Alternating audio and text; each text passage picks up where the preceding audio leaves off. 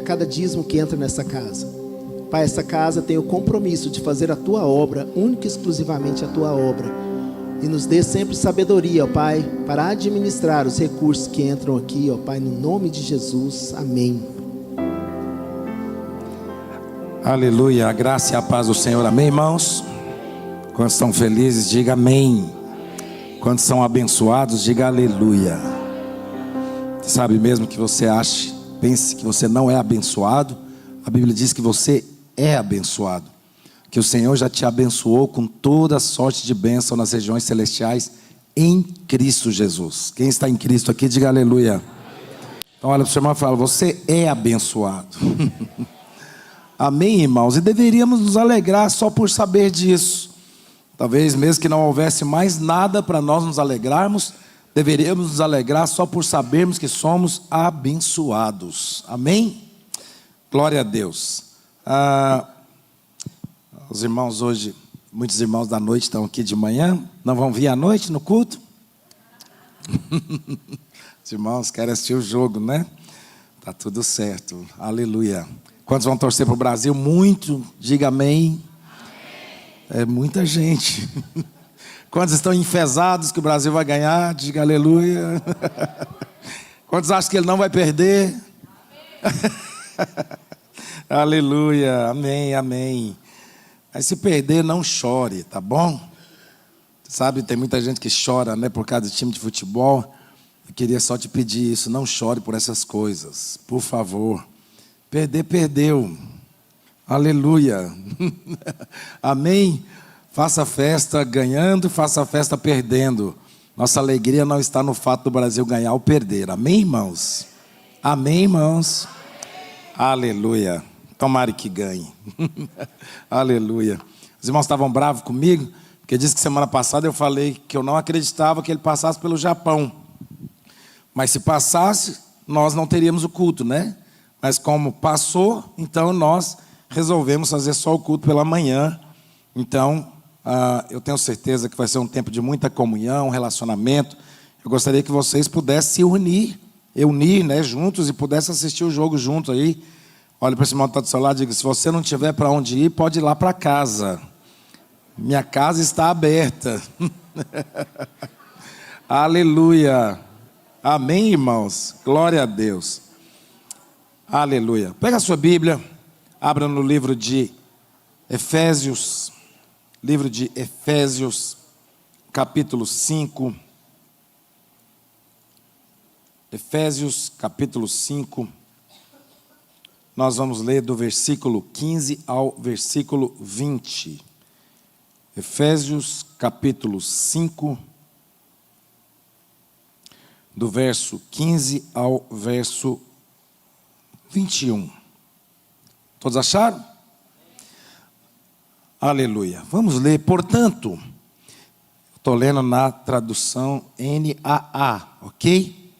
Portanto, tenham cuidado com a maneira como vocês vivem.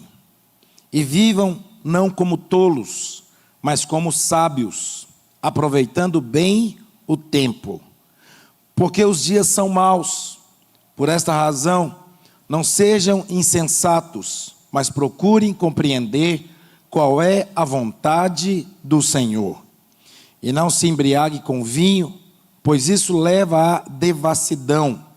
Mas deixe-se encher do Espírito, falando entre vocês com salmos, hinos e cânticos espirituais, cantando e louvando com o coração ao Senhor, dando sempre graças por tudo a nosso Deus e Pai, em nome do nosso Senhor Jesus Cristo. Feche os seus olhos, vamos orar. Pai, nesta manhã nós queremos te agradecer, Deus, porque nós reconhecemos a graça, a bondade, a fidelidade do Senhor sobre nós. Nós reconhecemos que fomos alcançados pelo Senhor. Ó Deus, estávamos perdidos, ó Deus, andando desgarrado como ovelhas que não têm pastor, mas o Senhor nos alcançou com mão poderosa, o Espírito do Senhor nos convenceu, e o Senhor nos trouxe para o aprisco do Senhor. E eu oro nessa manhã para que nós sejamos edificados, fortalecidos pela Tua palavra, e que nós possamos sair daqui com o nosso coração cheio de alegria, por sabermos que o Senhor está sempre nos desafiando a viver coisas maiores no Senhor. E eu creio que nesta manhã não será diferente. Deus haverá de falar conosco neste lugar, em o nome de Jesus, e todos dizem amém. Glória a Deus. Aleluia. Para nós é uma alegria poder compartilhar a palavra. Amém, irmãos? Queria compartilhar esse texto da palavra com você. Deus estava ministrando tanto ao meu coração em cima desse texto, a respeito de nós como discípulos de Jesus.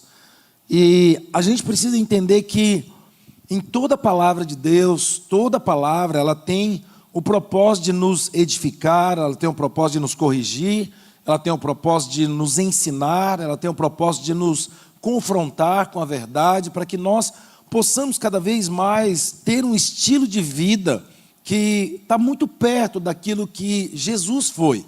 Essa é a vontade de Deus, que nós possamos ser trabalhados pelo poder do Espírito Santo e tendo a nossa vida transformada para nós nos parecermos com Jesus. E esse texto é tão interessante porque ele mostra claramente, sabe, irmãos, que nossas atitudes, nossas escolhas, nossas decisões, elas vão impactar as nossas vidas muito. As decisões que nós tomamos todos os dias, as escolhas que nós fazemos todos os dias, elas vão impactar a nossa vida diretamente, para que a gente possa ter uma vida maior, né, um cristianismo maior, né, uma vida que expressa Cristo de uma forma muito mais intensa e muito mais poderosa. E você sabe, Jesus, ele não faz acepção de pessoas, não faz, mas Jesus, ele faz acepção de atitudes. É interessante a gente observar na palavra de Deus que pessoas que têm atitudes de fé, essas pessoas, elas agradavam muito mais o coração do Senhor. Eu acho interessante porque na Bíblia, a Bíblia diz que duas pessoas impressionaram a Jesus. Uma foi a fé daquele centurião, que ele fala assim: não, só dá uma palavra e eu creio que o meu servo será curado, porque eu também tenho servos e eu mando eles ir e eles vão, eu mando eles voltar e eles voltam. E Jesus impressiona com a fé daquele homem. Jesus também impressiona a fé daquela mulher que entrega uma moeda de oferta, e ele também impressiona com a fé dela. Então, muitas vezes a nossa atitude de fé, a nossa atitude de obediência, de submissão, isso impressiona Jesus. E nós vamos entender, irmãos, que a vontade de Deus é que nós possamos viver uma vida com atitudes, com práticas, com escolhas, que verdadeiramente fará com que Deus olhe para nós e se agrade das nossas atitudes. Deus não faz acepção de pessoas, mas Deus olha para os nossos comportamentos, Deus olha para as nossas atitudes. Sabe, se queremos conquistar uma vida melhor, se queremos ter uma vida melhor, nós precisamos entender que alguns comportamentos, algumas práticas, algumas escolhas, elas vão afetar diretamente na nossa vida. E aqui nesse texto que nós acabamos de ler, sabe, irmãos, eu acho ele tão maravilhoso porque a Bíblia ela vai falar claramente de alguns princípios que nós precisamos viver. Sabe, nós estamos hoje, né? Acho que hoje sim, é o primeiro culto desse novo semestre. Nós estamos entrando num novo semestre. Você e eu, nós vivemos 6 meses. Eu não sei o que foi da sua vida esses 6 meses para trás. Eu não sei como você viveu a sua vida esses 6 meses para trás. Mas nós podemos fazer novas escolhas para viver esses novos 6 meses que estão diante de nós. E esse texto ele vai falar de algumas coisas que nós precisamos ter para viver uma vida melhor. E eu estou intitulando essa palavra, né, algo que trouxe ao meu coração, como fazer grandes escolhas. Como fazer grandes escolhas. E a primeira coisa que eu vejo nesse texto, sabe, que o apóstolo Paulo vai dizer, está aí no capítulo 5, no verso 15, que ele diz assim: tenham cuidado com a maneira como vocês vivem. Que vocês não sejam insensatos, mas sejam sábios. Então, a primeira coisa que eu quero compartilhar com você é: seja sábio, viva de maneira sábia. Você sabe, isso é um desafio para nós, porque, irmãos, porque a gente precisa buscar em Deus a sabedoria para nós vivermos. Muitas coisas que nós, muitas vezes, fazemos na nossa vida, compramos, vendemos, temos atitude, fazemos alianças, comprometimentos, nós muitas vezes fazemos muitas coisas erradas, porque nós não paramos para tomar decisões debaixo da sabedoria do Senhor. Nós precisamos sempre perguntar para Deus se algumas decisões que nós estamos tomando, se elas são decisões sábias. Aquilo que eu estou pensando, as ideias que eu estou tendo, né, os sonhos, né, meu temperamento, meus comportamentos, minhas escolhas, minhas decisões. Será que a forma que eu estou vivendo de forma sábia? Tiago, o irmão de Jesus, ele vai dizer assim: todo aquele que precisa de sabedoria, peça ao Senhor, que Deus dá liberalmente.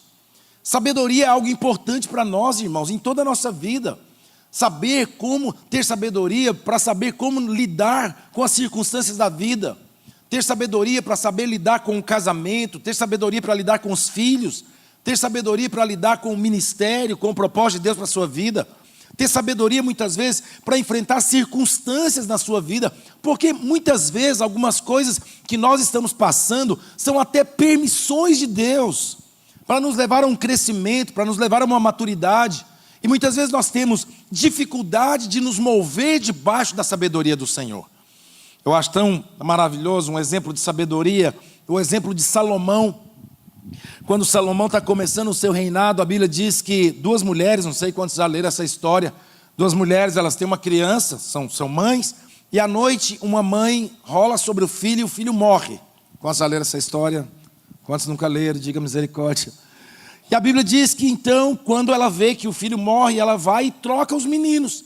Ela pega o filho dela morto, coloca lá junto com aquela mãe, e pega o filho vivo e traz com ela. E no outro dia pela manhã, os irmãos conhecem a história, toda aquela situação, o filho daquela mulher estava morto, né? E esse aqui agora que havia de fato morrido, agora o filho está vivo, e toda aquela situação. E eles trazem a situação para Salomão. E Salomão olha aquilo e depois de tanta discussão, o filho é meu, não, o filho é meu, aquela coisa toda. A sabedoria de Salomão, porque ele vira e fala assim: parta o menino ao meio, corte ele ao meio. Dá metade para uma, dá metade para a outra e está tudo resolvido. Pensa, que sabedoria para agir diante de uma situação tão difícil. Quem é a mãe desse menino? Naquela época não tinha DNA. E é tão interessante porque, quando fala isso, aquela mulher que perdeu o menino, ela vira e fala assim: boa essa decisão, pode partir o menino, me dá a minha parte, ela fica com a parte dela. Aí Salomão fala: ei, para, dá o filho para aquela outra mulher e pega esse menino morto e dá para essa sepultar, porque o filho que morreu é dela. Sabe, que sabedoria, sabe, nós precisamos ter sabedoria, irmãos, para lidar com os nossos filhos. Precisamos ter sabedoria para lidar com a empresa, precisamos ter sabedoria para lidar com os irmãos. Quantas vezes irmãos são complicados, irmãos são difíceis. Quantas vezes relacionamentos são difíceis, complicados, e nós muitas vezes levamos as coisas sem uma sabedoria divina, e nós precisamos da sabedoria. Salomão, quando você vai ler o livro de Provérbios, irmãos, que livro tão incrível, que sabedoria, que ensinamentos tão profundos. Mas por quê? Porque de fato aquele homem decidiu ter uma sabedoria do alto. Sabe, você e eu, nós precisamos, sabe, irmãos, pedir para Deus todos os dias: Senhor, nos traga a sabedoria do alto, nos dê um conhecimento sobrenatural, nos faça ter sabedoria para lidar com cada circunstância das nossas vidas. Quantas vezes, sabe, irmãos, nós estamos muitas vezes nos remoendo, sofrendo, quantas vezes nós estamos carregando cargas. Irmãos, quantas vezes eu já sofri tanto de verdade, por causa de pessoas, muitas vezes. E houveram situações na minha vida que Deus estava me ensinando como lidar com situações, para eu não sofrer, para eu não carregar muitas vezes uma carga que não era minha carga, para eu muitas vezes não sofrer com escolhas, com decisões que pessoas faziam muitas vezes nas suas vidas, e que eu não poderia fazer nada, e eu não teria como mudar aquilo. Mas muitas vezes, irmãos, muitas vezes, eu particularmente, sofri muito com muitas coisas relacionadas a isso, por não ter essa sabedoria para lidar com as circunstâncias. Se tem uma coisa que é muito importante na nossa vida, irmãos, é a gente pedir para Deus que Ele nos traga a sabedoria que possa nos dar a capacidade de nos relacionarmos de uma forma melhor. Você sabe, querido, felicidade e realização pessoal são consequências naturais de atitudes corretas. Eu vou ler isso de novo para você. Felicidade e realização pessoal são consequências naturais de atitudes corretas. Quando você tem atitudes corretas, você pode ter certeza que isso vai culminar, como se diz, vai revelar a você paz, felicidade, realização, porque você está vivendo debaixo da sabedoria que vem do Senhor. Sabe, ter a sabedoria para se relacionar dentro do seu casamento. Pare de brigar por coisas bobas, irmãos. Quantos casamentos têm tantas brigas tolas, porque a falta de sabedoria destrói um lar. Você sabe, muitas vezes, o que você quer ter no seu casamento? Quantos querem ter razão dentro do casamento? Quantos querem estar certo dentro do casamento? Quantos muitas vezes bate o pé e briga, e aí depois, quando talvez o negócio está tudo bagunçado, aí talvez um dos dois vai e cede, tá bom, você está certo. Aí o outro vira lá e fala, tá vendo que eu tenho razão. Mas sabe que eu queria te fazer uma pergunta? O que é melhor, ter razão ou ter paz? O que é melhor, ter razão ou dormir no sofá? O que é melhor, ter razão ou ficar brigado uma semana, 15 dias, 20 dias, um mês? O que é melhor?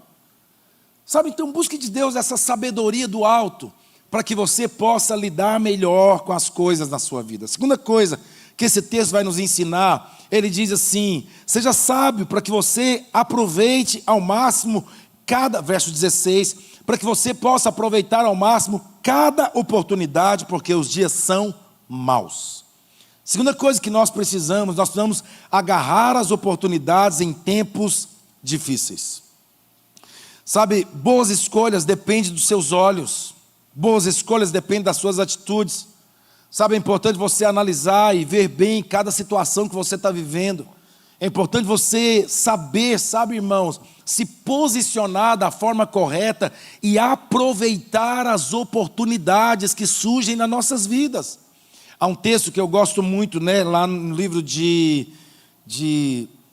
não vou me lembrar agora direitinho, mas que fala que quando você fica sentado e você não semeia, Eclesiastes capítulo 11, versos 4 e 5, se não me engano, que ele fica, olha, quem fica só sentado e vê as coisas passarem e não semeia no tempo certo, ele perde a oportunidade. Quantas vezes Deus está trazendo para você oportunidades que vão mudar a sua vida? Quantas vezes Deus está te dando oportunidades, abrindo portas, estabelecendo coisas na sua vida que vão mudar a sua história? Quantas vezes, irmãos, Deus nos dá oportunidades. Sabe, eu me lembro uma vez assim na minha vida que eu estava passando por uma situação muito difícil. E eu estava num evento, e naquele evento nem era um evento assim apropriado para aquela atitude de tirar a oferta, porque era um evento pago que a gente foi.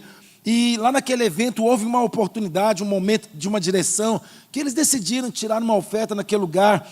E foi tão interessante porque lá no meu coração eu estava assim, muito indignado com aquilo, dizendo, não, mas já cobrou, não sei por que vai tirar a oferta ainda.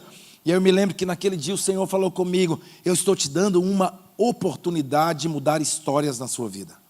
Sabe, muitas vezes o que Deus está nos dando, irmãos, são oportunidades. Deus está colocando pessoas no seu caminho, porque essas pessoas são portas que vão ser abertas através delas na sua vida. Muitas vezes são amizades, relacionamentos que Deus está colocando perto de você. Muitas vezes é um ministério que Deus está empurrando você para dentro dele. De repente liderar um GC e você pensa, que liderar GC. Irmãos, que dia, eu já falei isso algumas vezes, que dia na minha vida eu pensava em ser pastor? Queria jogar bola, queria estar lá na Copa agora. Nem que seja lá agora só fazendo entrevista, porque o tempo já passou. Mas eu queria era jogar bola, eu não queria saber esse negócio de ser pastor, não era o meu negócio. A minha expectativa era outra.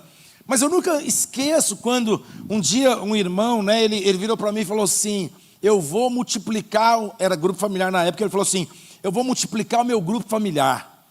E você vai ser o próximo líder do grupo familiar. E eu falei, eu nem sei liderar grupo familiar, como é que eu vou liderar grupo familiar? E aí eu me lembro que ele me deu algumas responsabilidades. Ele falou assim, olha, quarta-feira que vem você vai dirigir o louvor. Então, nunca tinha tocado violão, irmãos, nunca.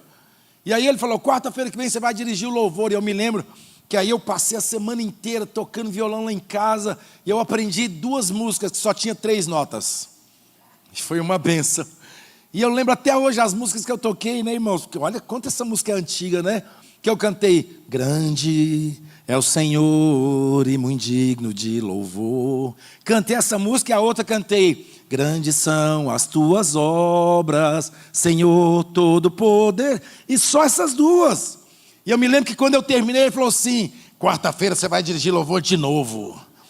E ele gostou, e aí na outra quarta era de novo, irmãos. E ficou mais de um mês cantando só essas duas músicas. Porque elas só tinham 3 notas. Mas você sabe, aquilo foi uma oportunidade de Deus para a minha vida, porque aquilo foi despertando o meu coração, e eu fui amando a obra de Deus, e eu fui amando, sabe, irmãos? E aí, de repente, ele começou a colocar eu para pregar, e, irmãos, eu me lembro quando eu comecei a pregar, cada culto que eu ia assim lá no grupo familiar, minha perna saía doendo, irmãos, mas muito doendo, porque eu pregava o tempo inteiro assim, ó, batendo na perna assim o tempo inteiro, de tanto tenso, nervoso, aquela coisa toda. E eu não pensava em ser pastor. Eu lembro que um dia eu estava na porta lá do prédio, e aí esse mesmo irmão chegou em mim e falou assim: olha, o pastor fulano de tal disse que é para você fazer o seminário, porque ele estava orando por você e você vai ser pastor. Eu falei: tá bom, se ele falou, vamos embora, que hora? Como é que eu faço? Onde que eu faço matrícula? O que eu tenho que fazer? E eu me lembro, entrei no seminário naquele dia, foram 3 anos de seminários, mas eu entendia, irmãos, que aquele dia era uma oportunidade de Deus para a minha vida. Sabe, deixa eu dizer uma coisa para você: não jogue fora as oportunidades que Deus está trazendo para você. Não jogue fora as portas que Deus está abrindo para você. Não jogue fora conexões que Deus está trazendo sobre a sua vida. Não jogue fora a unção de Deus na sua vida. Não jogue fora o potencial de Deus na sua vida. Não jogue fora tudo que Deus está fazendo na sua vida. Por quê? Porque Deus, na verdade, irmãos, está usando tudo isso como uma oportunidade para levar você para o centro do propósito de Deus. E mesmo que muitas vezes, escute, mesmo que muitas vezes as coisas sejam difíceis. Sabe, quando Deus... Eu acho tão maravilhoso esse texto que o Cláudio leu aqui, né? Quando Deus fala com Abraão para levar o seu filho, irmãos, isso é uma tipologia, isso aqui aponta para Cristo, claramente. É Abraão apontando para Deus, é Isaac apontando para Cristo. Quem levou a lenha foi o próprio Isaac. Cristo levou a própria cruz sobre os seus ombros. Quando ele pergunta: pai, eis aqui a lenha, eis aqui o fogo, eis aqui o cutelo, mas cadê o sacrifício? Foi a mesma coisa que Jesus fez. A Bíblia diz que Jesus foi como ovelha para o matadouro, mas ele não abriu a sua boca. Sabe, Deus estava dando para Abraão uma oportunidade. Nesse dia aqui, irmãos, para mim, é como se Deus estivesse dizendo: Abraão, se você como homem foi capaz de dar o seu filho, haverá um dia que eu como Deus serei capaz de dar o meu próprio filho pela humanidade. E por isso Abraão é chamado pai da fé. Sabe, você vai ter nomes, escuta, você vai ter nomes por oportunidades que Deus está te dando. Você vai ser chamado homem de fé, você vai ser chamado um homem conquistador, você vai ser chamado um homem próspero, você vai ser chamado uma mulher abençoada, uma mulher sábia, você vai ser chamada uma mulher conquistadora, uma mulher próspera. Você vai ter nomes, por quê? Pelas oportunidades que Deus colocará diante de você. Sabe, então nessa manhã eu quero te dizer: não perca as oportunidades, até porque o apóstolo Paulo vai dizer: os dias são maus, e são mesmo, mas nos dias maus, quem age com sabedoria e aproveita as oportunidades, eles prosperam. A Bíblia diz que Isaac, num tempo de muita escassez na terra, num tempo de muita dificuldade na terra, a Bíblia diz que Isaac semeou na terra, e naquele ano ele colheu 100 por 1. Sabe, eu quero te desafiar a não perder oportunidades na sua vida. Diga para o seu irmão: quando elas vierem, aproveite. Quantos podem dizer aleluia por isso? Terceiro, a Bíblia vai dizer, verso 17, a Bíblia vai dizer: portanto, não sejam insensatos, mas procure conhecer qual é a vontade do Senhor. Terceiro, busque a vontade do Senhor em meio às circunstâncias. Busque a vontade do Senhor em meio às circunstâncias. Irmãos, nunca tenha uma visão de que Deus perdeu o controle da sua vida. Nunca tenha uma visão de que Deus não sabe o que Ele está fazendo. Nunca tenha uma visão de que Deus está fazendo alguma coisa ruim. Não. Sabe, sempre saiba de uma coisa, e você precisa sempre perguntar. Eu sempre faço algumas perguntas para Deus, irmãos. Quando eu estou passando por alguns momentos difíceis da minha vida, quando eu estou enfrentando algumas dificuldades, algumas circunstâncias, eu sempre gosto de fazer algumas perguntas. A primeira que eu faço para Deus, quando eu estou passando momentos difíceis, eu sempre pergunto para Deus: para que eu estou passando por essa situação? Eu não pergunto por quê.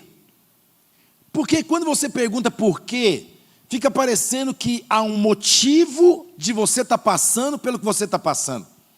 E sabe o que eu vou dizer uma coisa? Nós vimos isso aqui a semana passada, na palavra da semana passada. Nem sempre quando você está enfrentando uma tempestade, essa tempestade é fruto de uma desobediência. Lembra da semana passada? Que Jesus fala para os discípulos, a Bíblia diz que Jesus insistiu com os discípulos, entre no barco e vão à frente, depois eu vou. E eles só estavam obedecendo a Jesus. E só obedecendo a Jesus, eles enfrentaram um tempo difícil. Nem sempre, quando você está passando por dificuldades, é porque você fez alguma coisa errada. Existem muitas vezes que nós estamos passando por algumas dificuldades, é porque no meio dessa dificuldade, Deus quer te ensinar algo novo. Deus quer te ensinar a ser um homem de fé. Deus quer te ensinar a ser uma mulher ousada. Deus quer te ensinar a ser uma pessoa corajosa, intrépida. Deus quer te ensinar a ser uma pessoa determinada. Deus quer te levar para mais profundidade na palavra. Deus quer te levar para mais obediência. Deus quer te levar para um nível maior de submissão. Deus quer te levar para um nível maior de segurança e confiança em Deus. Sabe, irmãos, nem sempre que você está passando por alguma situação difícil é porque você fez uma coisa errada, não. Então, quando você está passando por uma situação difícil, você pode perguntar a Deus, para quê? Por que a pergunta para quê? Porque a pergunta é sempre, o que o Senhor quer me ensinar? O que o Senhor quer forjar em mim? E sabe, eu vou dizer uma coisa para você muito sério. Na escola de Deus, ninguém pula cartilha. Na escola de Deus, ninguém cola. Na escola de Deus, ninguém compra nota. Na escola de Deus, ou a gente passa ou a gente passa. E é por isso que tem muito crente que está repetindo ano após ano, vivendo as mesmas coisas, porque ele não foi aprovado. Sabe, tem crente, irmãos, meu Deus, que você olha para a vida dele assim, 1989, aquele problema. 2000, o mesmo problema. 2001, 10, 15, 20, 2026, enfrentando os mesmos tipos de problema. Por quê? Porque eu não fui aprovado. Porque eu não entendi o propósito. Porque eu não vi que Deus está usando isso para a minha transformação. Porque eu não entendi que Deus está usando isso para mudar o meu caráter. Porque eu não entendi que Deus está usando isso para mudar o meu temperamento. Porque eu não entendi que Deus está usando isso para fazer de mim alguém mais manso, mais humilde, mais quebrantado. Irmãos, lembra de Moisés? Moisés, irmãos, ele era tão violento, os irmãos sabem, que quando ele sai do palácio, ele encontra um egípcio batendo num hebreu. E o que ele faz com o egípcio, irmãos, lembram? Mata o egípcio. Moisés era meio violento, irmãos. Mas Moisés passa por processos completos de 40 anos. 3 processos. E no final da vida de Moisés, o que vai dizer a respeito de Moisés é: nunca se viu um homem tão manso sobre a terra como Moisés. Será que muitas vezes o que você está enfrentando não é porque Deus está querendo transformar a sua vida no meio das circunstâncias? No meio das circunstâncias você pode perguntar a Deus, o que o Senhor quer falar comigo? Irmão, você já parou? Muitas vezes, irmãos, muitas vezes quando estou passando por algumas dificuldades, aí muitas vezes eu paro e eu ajoelho e eu fico ali quieto, muitas vezes eu nem oro. Eu só fico dizendo para Deus, o que o Senhor quer falar comigo no meio da adversidade? O que o Senhor quer falar comigo no meio das circunstâncias? O que o Senhor quer me ensinar no meio das circunstâncias? Então busque a vontade de Deus no meio das circunstâncias. E pare, irmãos, uma coisa importante para você, sabe? Você sempre precisará decidir entre a sua vontade, entre o que, irmãos? Diga, a minha vontade. Segundo, você vai ter que decidir entre a vontade das pessoas. Sabe, você vai viver pela sua vontade, você vai viver pela vontade das pessoas, você vai viver pela vontade do mundo, ou você vai viver pela vontade do Senhor. Eu posso dizer que se você viver pela vontade do Senhor, mesmo que aparentemente seja muito difícil, a vontade do Senhor ela é boa, perfeita e agradável. Então, Deus não perdeu o controle de nada. Talvez você está muito ansioso, preocupado, desesperado. Talvez você está ansiosa, preocupada. Meu Deus do céu, eu preciso disso, isso tem que acontecer. Não, pare tudo. Espere em Deus. Salmo 37:5, a Bíblia diz: entregue o seu caminho ao Senhor, confia nele, e o mais ele fará. Quantos creem nisso? Diga aleluia. Então diga, eu vou entregar o meu caminho ao Senhor. Quarto, irmãos, a gente precisa, verso 18 de Efésios capítulo 5. A Bíblia vai dizer, não se embriaguem com vinho, que leva à libertinagem, mas deixem-se encher pelo Espírito. Quarto, busque a plenitude do Espírito. Busque a plenitude do Espírito. Se é para embriagar, irmão, se embriague do Espírito. Se é para ficar bêbado, fique bêbado pela plenitude do Espírito na sua vida. Sabe, nós precisamos de alguma forma, irmãos, de verdade, fugir do hedonismo. O que é o hedonismo? É a doutrina filosófica que considera o prazer como o bem supremo e o único propósito da vida humana. Não. Não. O meu prazer, irmãos, ele não pode estar acima da vontade de Deus. A minha vontade não pode estar acima da vontade de Deus. Os meus desejos naturais, carnais, não podem estar acima da vontade de Deus. O propósito de Deus é que nós sejamos cheios do Espírito. O propósito de Deus é que nós vivamos uma vida vazia de nós mesmos, vazia dos prazeres desse mundo caído, e que nós sejamos pessoas cheias do Espírito. Irmãos, sabe, deixa eu dizer uma coisa muito séria para você. Quando você pega esse texto de Efésios capítulo 5, e quando termina ali no verso 21, e Paulo vai dar continuidade a esse texto, falando de casamento, falando de relacionamento com filhos, Paulo vai dizer bem claramente, ele vai deixar bem explícito para nós o seguinte: você só pode viver uma vida agradável no seu casamento, com seus filhos, nos seus relacionamentos, se você for alguém cheio do Espírito. Se o Espírito Santo for a plenitude dentro de nós. E é por isso que ele vai dizer bem claramente, sabe, irmãos, que nós precisamos nos encher do Espírito e não nos encher dos prazeres desse mundo. A grande verdade, irmãos, é que quando você se enche de prazeres, cada vez mais você está longe do altar de Jesus. Quanto mais nós nos enchemos dos prazeres desse mundo, cada vez mais nós estamos longe de uma vida consagrada. E a vontade de Deus, irmãos, é que nós vivamos uma vida consagrada a Jesus. A vontade de Deus é que nós vivamos uma vida santificada. Efésios capítulo 4, o apóstolo Paulo vai dizer que agora você nasceu de novo. Quem nasceu de novo, diga amém. Então ele vai dizer assim, quem nasceu de novo, não minta mais, não roube mais, não prostitui mais, não adultere mais, não mintam uns aos outros, uma vez que vos despistes do seu velho homem e vos revestistes do novo homem que se refaz em Cristo Jesus. Então como, irmãos? Nós nascemos de novo. Quem nasceu de novo, diga amém. Então qual é o propósito de Deus? É esse processo substitutivo, de levar a nossa velha vida cada vez mais para a cruz de Cristo. E cada vez mais a minha vida e a sua vida será a vida de Jesus. Você tem a humildade de Jesus, a simplicidade de Jesus, o quebrantamento de Jesus, a capacidade de amar, a capacidade de perdoar, a capacidade de entender, a capacidade de não condenar, de não julgar, mas a capacidade de amar as pessoas como Cristo amou. Sabe, eu acho tão fantástico quando Jesus está passando com os seus discípulos, e os discípulos estão ali, vendo tudo que está acontecendo, e a Bíblia diz que Jesus, então, ele olha para aquela multidão, e Jesus tem compaixão, misericórdia daquela grande multidão, porque ele diz assim, aquela multidão é uma multidão perdida como ovelhas que não tem pastor. Sabe, nós temos que ter esse coração de Jesus, irmãos, de amar pessoas, de servir pessoas, de se importar com pessoas. Sabe, nós precisamos ter esse coração de Jesus que se importa uns com os outros.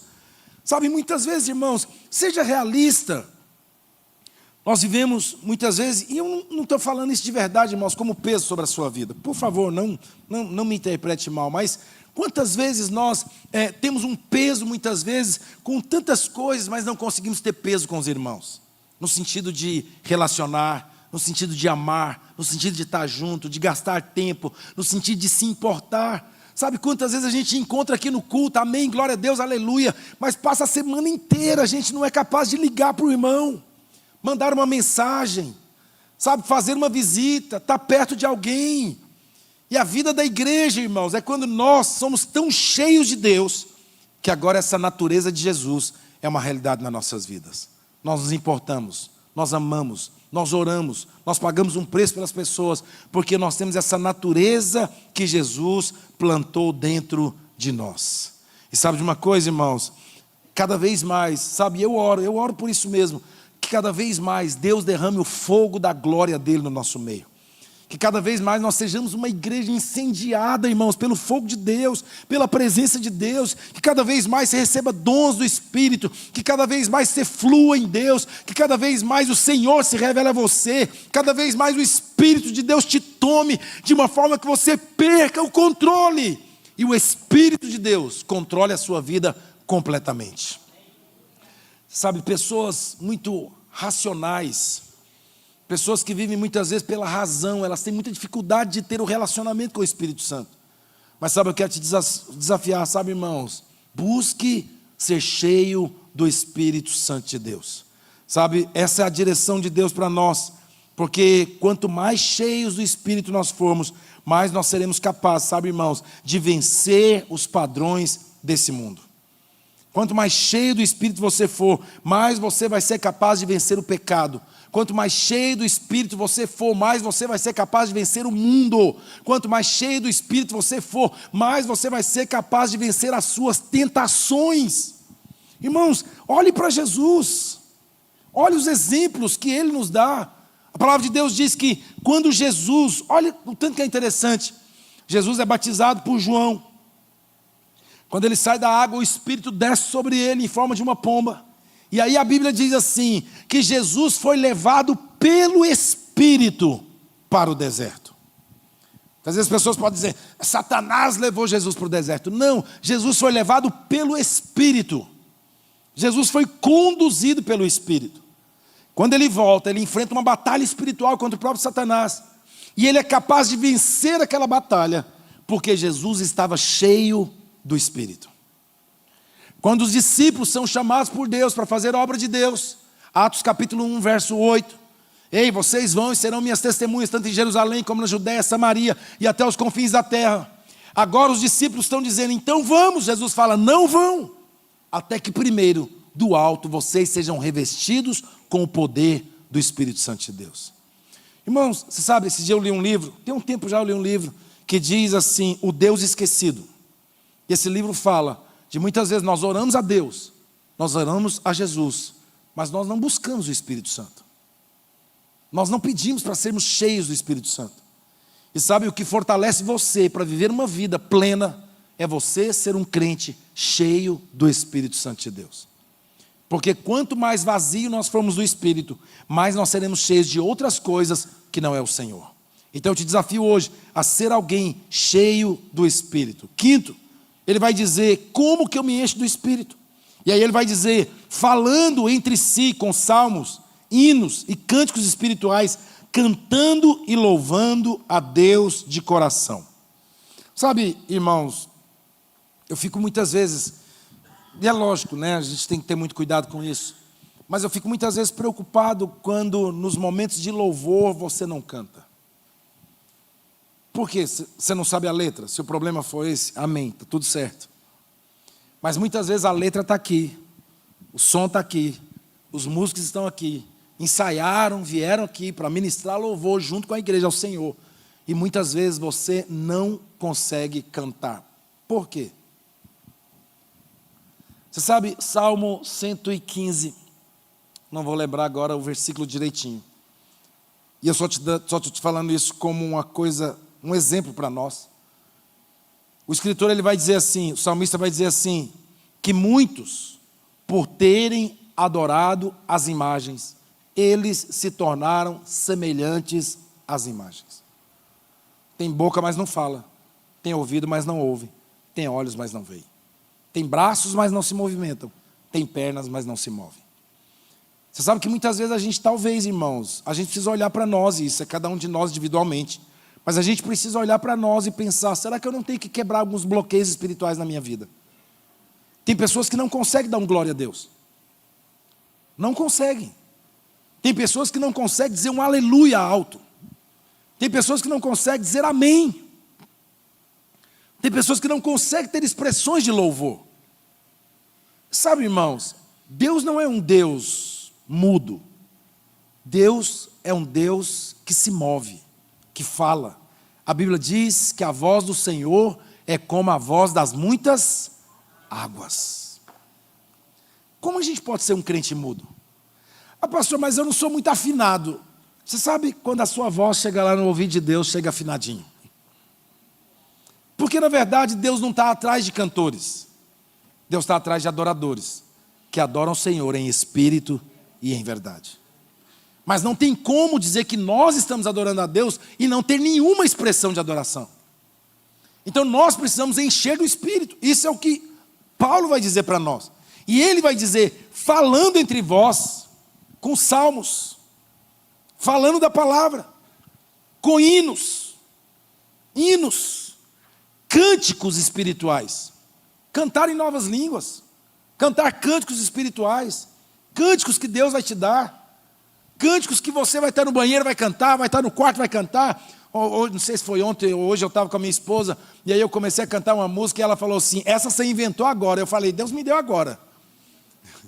E eu vou cantando, e canto, e estou cantando, irmãos.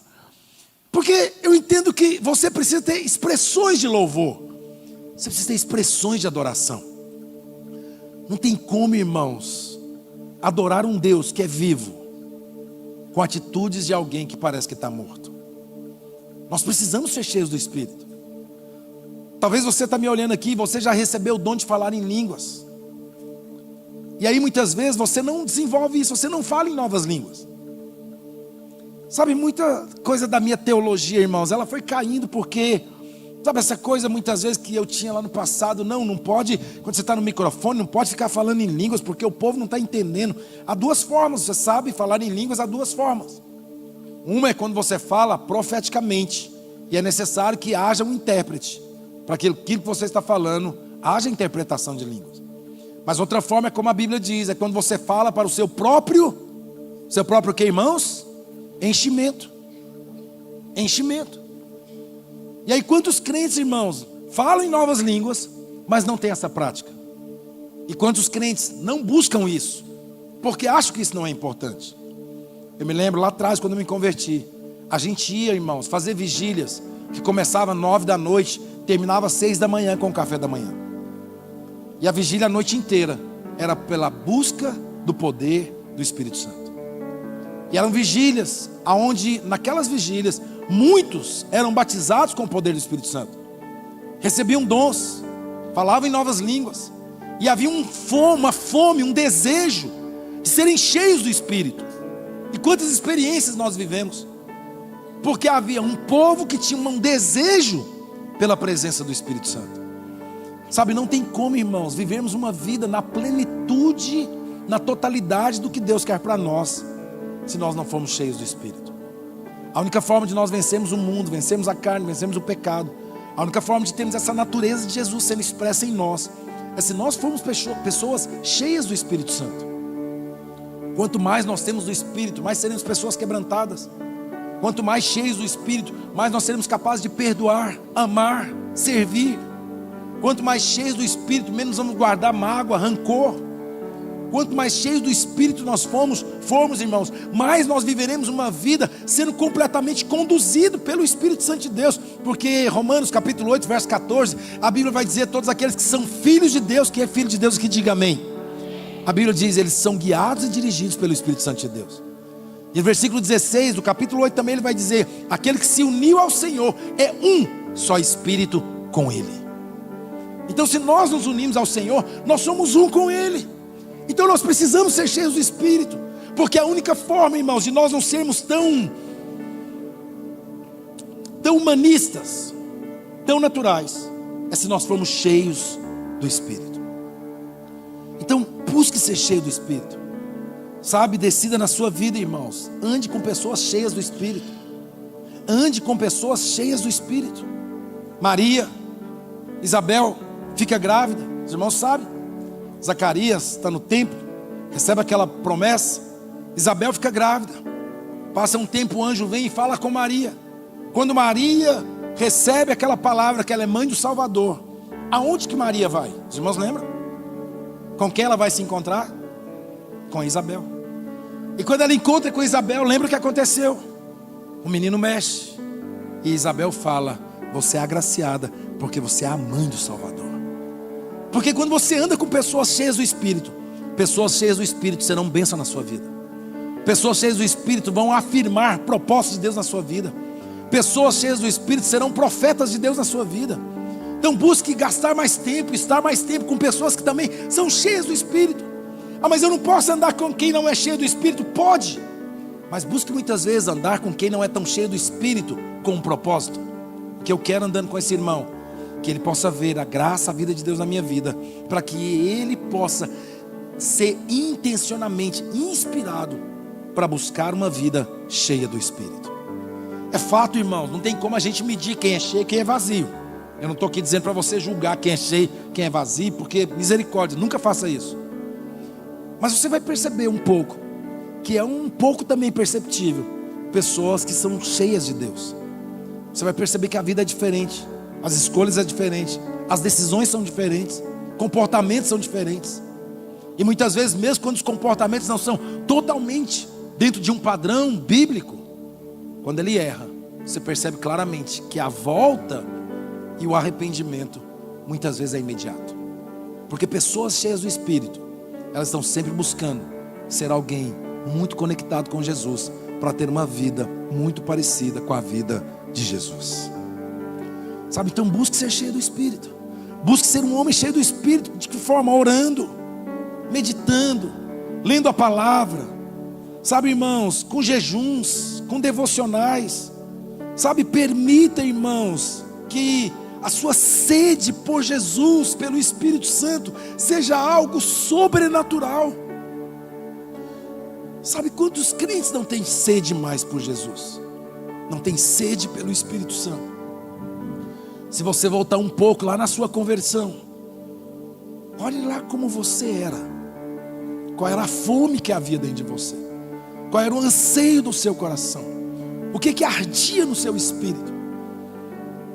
Quantas noites, sabe, irmãos, posso dizer de mim mesmo, irmãos, de verdade, todas as vezes que eu era dirigente de louvor, todas as vezes que eu ia dirigir louvor, o culto era 5 horas da tarde, eu entrava para o meu quarto 2h30, 3 horas, e só saía dali já direto para o culto.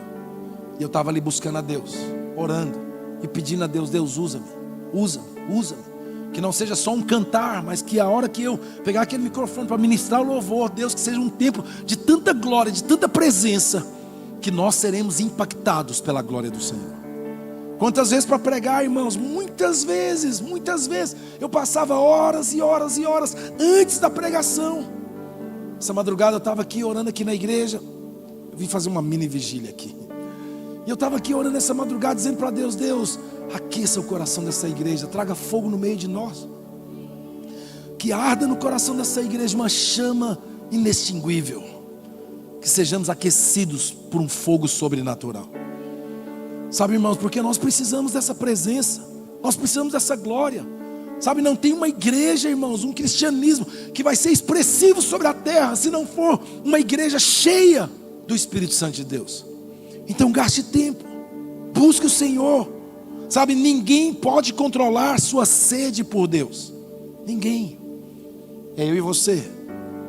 É como a Bíblia diz, o salmista diz: assim como a corça anseia pelas águas, por ti suspira minha alma, ó Senhor. Sabe, que haja uma sede dentro de nós, irmãos, uma fome, um suspiro desesperador. Você sabe por que a corça, ela anseia por águas? Você sabe por que ela anseia por águas? A gente pensa que é por causa da sede, não é. A corça, ela anseia por águas, porque num tempo de calor, a corça começa a exalar um odor, e esse odor atrai predadores. E então quando ela diz: eu anseio por águas, a corça, é porque ela está dizendo: a água é a única forma de eu ser livre dos meus predadores. Quando nós ansiamos pela água da vida, que é o próprio Jesus, quando nós ansiamos ser cheios do Espírito, porque essa é a única forma de nós sermos livres do nosso predador, Satanás. Porque crentes cheios do Espírito, Satanás e seus demônios respeitam a autoridade de Deus na vida deles. mas muitas vezes crentes vazios. Lembra daqueles 2 homens, quando eles vão expulsar o demônio, e aquele demônio diz para ele: ei, a Jesus eu conheço, a Paulo eu conheço, mas e vocês quem são? E a Bíblia diz que eles correm, e o demônio corre atrás deles e dá uma sova neles, porque na verdade não havia uma realidade de vida de Deus. Sabe, eu não quero te passar medo nunca diante de Deus, não estou te dizendo isso. Eu só quero te desafiar, seja cheio do Espírito, tenha uma vida cheia da presença, tenha fome por Jesus, deseje a presença de Jesus, permita o Espírito Santo tomar a sua vida de uma forma sobrenatural, permita ser usado pelo poder de Deus, permita ser um canal para a manifestação da glória de Deus nessa geração, permita ser usado para a transformação de vidas, permita ser um profeta, uma profetisa de Deus, que muitas vezes sem saber nada da vida de pessoas lá fora, você vai ser um instrumento de Deus para falar na vida de muitas pessoas. Você vai chegar na frente de pessoas e Deus vai usar a sua vida com uma palavra de sabedoria, com uma palavra de conhecimento, para falar a respeito da vida de quem você nem mesmo conhece. Mas você vai ser um canal de Deus para a manifestação do poder de Deus, porque você está cheio do Espírito. Sexto, estamos encerrando. Sexto, mantenha uma atitude de gratidão. O apóstolo Paulo vai dizer: dando graças constantemente a Deus Pai por todas as coisas, em nome do nosso Senhor Jesus Cristo.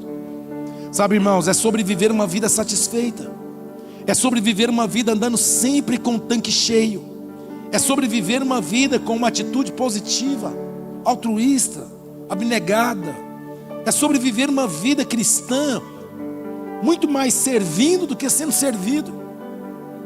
É sobre viver uma vida cristã, irmãos, satisfeito com o que Deus tem feito na sua vida, com o que Deus ainda vai fazer. Mas não é viver uma vida de ingratidão. Você sabe, irmãos, a grande verdade: só os satisfeitos em Jesus conseguem viver coisas maiores. Porque sempre você vai perceber que a gratidão, ela vai atrair o favor de Deus sobre a sua vida. Você vai perceber isso em toda a palavra. Quando Jesus dá aquela palavra de cura sobre aqueles 10 leprosos, só um volta. Eram 10, só um volta. E quando ele volta, qual é a pergunta de Jesus? E me parece, irmãos, uma pergunta de espanto. Mesmo Jesus sendo onisciente, onipresente, onipotente, sabendo de todas as coisas, quando Jesus vai falar com aquele leproso que voltou, só um volta, eles eram 10. Jesus vira para ele e fala: ei, vocês não eram 10? Aí ele fala: sim, éramos 10. E Jesus fala: mas só você voltou. Só você voltou para agradecer. E Jesus vira para ele e fala: porque você voltou para agradecer, você recebeu a sua cura, mas você vai receber muito mais que a sua cura. Você vai receber a vida eterna. Seja grato pela sua família, seja grato pelo seu esposo, pela sua esposa, pelos seus filhos. Seja grato pelo que você tem, pelo que Deus tem te abençoado. Seja grato pelo que Deus tem te proporcionado. Seja grato, sabe, irmãos, pelos irmãos, pela igreja, pelo GC. Seja grato pelo seu salário. Pare de pegar o seu salário e dizer: essa merreca não vai dar para nada. Não, pare com isso. Quando você pegar o seu salário, diz: Senhor, graças te dou, porque isso é dádiva do Senhor na minha vida. Quando você estiver dentro de uma sala de aula, seja grato, por mais que seja difícil o que você está enfrentando. Se você é na frente de uma empresa, seja grato pela empresa que Deus te deu. Seja grato pelo que Deus está te proporcionando, porque a gratidão vai atrair o favor de Deus sobre a sua vida. A gente vai perceber claramente, sabe, irmãos, em toda a palavra de Deus, que a gratidão atrai a bênção de Deus. Quando Jesus, ele vai fazer a multiplicação dos pães, lembra que Jesus fala, ele vai fazer a multiplicação dos pães, e ele levanta os pães para o céu. E se fosse eu, irmãos, eu teria feito uma oração muito poderosa, porque eu iria imaginar, para acontecer um milagre aqui, de multiplicar 5 pães e 2 peixinhos para essa multidão, tem que ser uma oração de fé forte. Você sabe, a Bíblia fala que Jesus só levanta aqueles pães e diz: Pai, graças te dou. Sabe, quando você for orar pela sua família, só diga: Pai, graças te dou por essa família. Ah, mas não é a família mais perfeita. Mas dê graças, porque no meio da gratidão vem a provisão, no meio da gratidão vem o milagre, no meio da gratidão vem a transformação, no meio da gratidão vem a cura, no meio da gratidão vem a restauração, no meio da gratidão vem algo que você nem imagina que vai acontecer, porque a gratidão atrai o favor de Deus. Sempre que você for grato, irmãos, de todo o seu coração, você vai atrair a bondade de Deus, a fidelidade de Deus sobre a sua vida. Então pare de reclamar, porque a murmuração atrai demônios. 1 Coríntios capítulo 10, a Bíblia diz, verso 22: que a murmuração atraiu demônios. Um demônio chamado, lembra do nome? Exterminador. Porque depois que já passou o cortador, o destruidor, o devorador, agora vem o exterminador.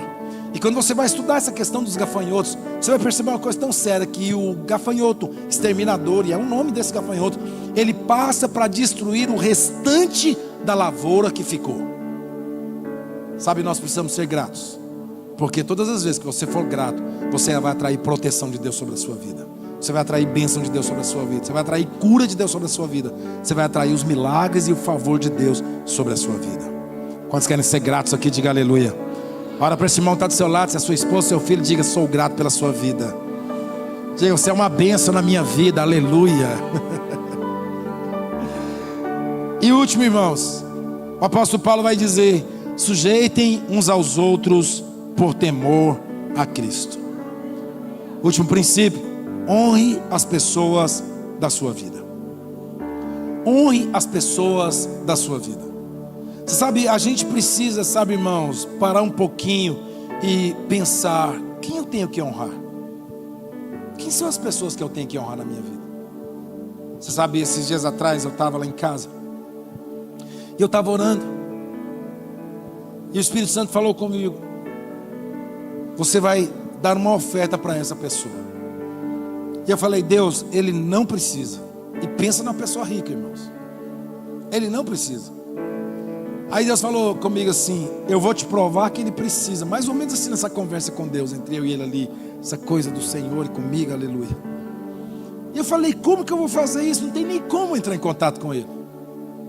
O Senhor falou comigo: só digita o número do telefone dele aí, você vai ver o que vai acontecer.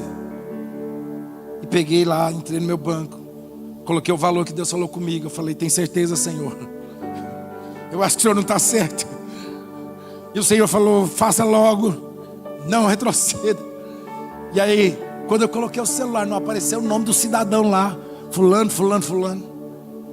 E eu falei: não é possível.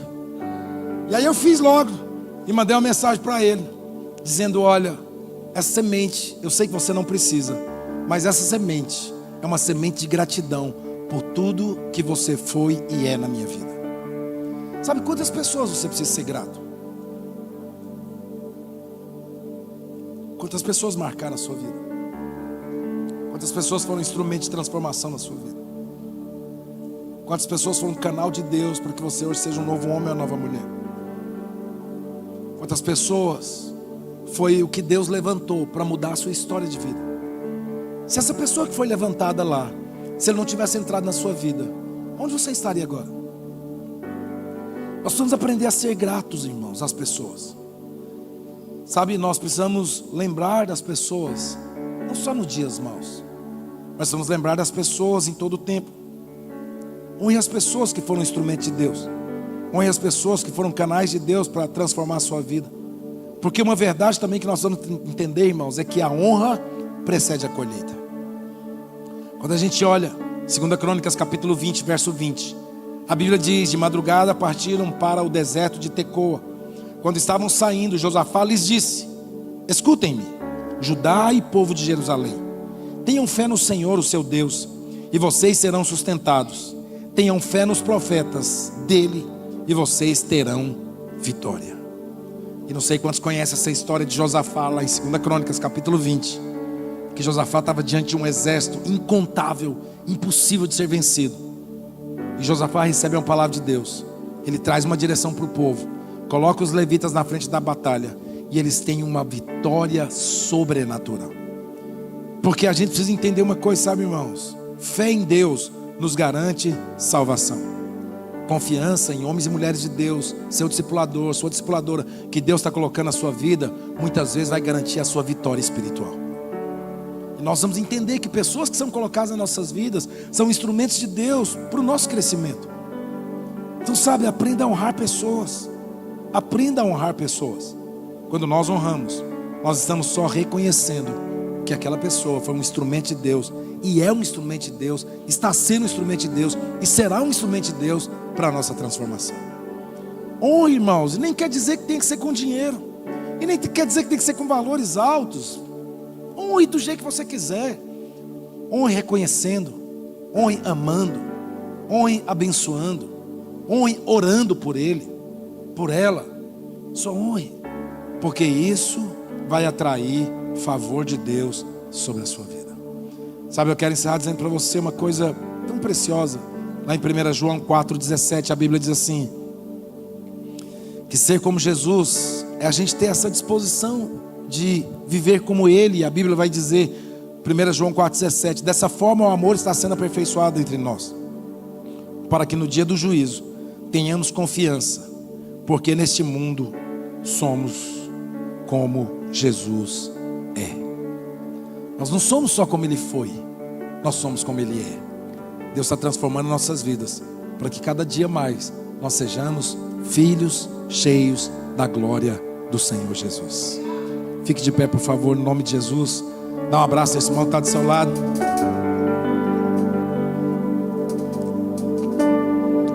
Diga assim para ele, diga assim para o seu irmão: Jesus, diga para ele, Jesus não nos prometeu que seria fácil, mas Ele nos prometeu que todos os dias Ele estaria conosco. Jesus está com você, amém, irmãos? Talvez a gente olhe e pense, é difícil, pode até ser mesmo, mas todos os dias Ele está com você. Não desista, não olhe para trás, não olhe para as circunstâncias. O Senhor vai te fazer um homem ou uma mulher cheia do Espírito, cheia do Espírito. E quanto mais cheio do Espírito nós formos, mais nós vamos viver essa vida que o Senhor Jesus propôs para nós. Vamos orar. Queria que você orasse. Se você tem liberdade de orar com seu irmão que está do seu lado, se você quiser orar sozinho, mas eu queria que você orasse agora e que você pudesse pedir a Jesus nessa manhã: Deus, me ensina a ter sabedoria, me ensine a aproveitar as oportunidades, me ensine a não se embriagar com vinho, mas me embriagar do Espírito Santo.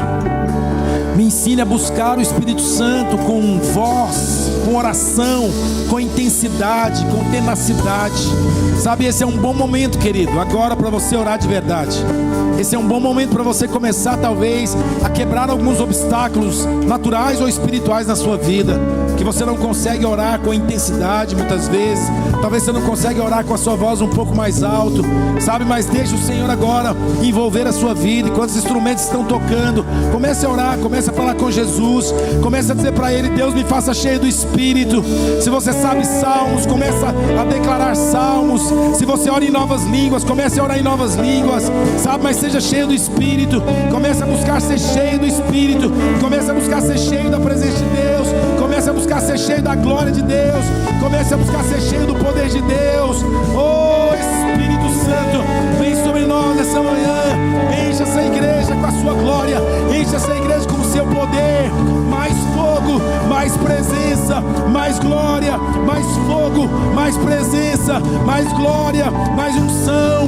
Que o renovo de Deus, que a glória de Deus, que o poder de Deus caia sobre nós essa manhã no nome de Jesus. Que um poder sobrenatural do céu seja liberado sobre nós, que uma unção profética, que os dons do Espírito sejam liberados sobre nós essa manhã.